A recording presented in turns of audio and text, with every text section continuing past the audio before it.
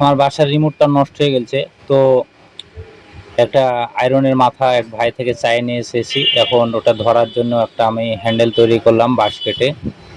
এখন আয়রনের মাথাটা শক্ত করে লাগাচ্ছি। লাগানো শেষে আমরা চলে যাব গ্যাসের চুলায়। এই যে আমার আয়রন হয়ে গেছে, এখন আমরা চলে যাব গ্যাসের চুলায়। গ্যাসের চুলায় স্টার্ট দিয়েছি। এখন আমার এই যে বাসার রিমোটটা নষ্ট হয়ে গেছে, আমাদের বাসায় বিদ্যুৎও নাই এবং আয়রনও নাই। তাহলে কি উপায়? এই যে এখন আমরা ব্লেড দিয়ে একটু চেষে নেব, যেখানে আমরা আয়রনটা দিয়ে সোল্ডারিং করব সেখানে। এই যে আমাদের আয়রন খুব সুন্দর হয়েছে।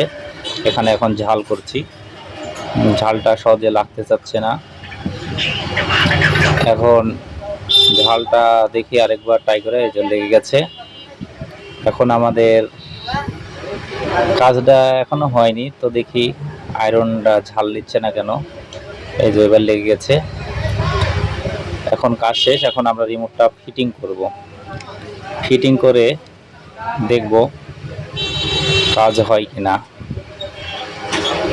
এই যে রিমোট ফিটিং করেছি, এই যে আলহামদুলিল্লাহ সাকসেস।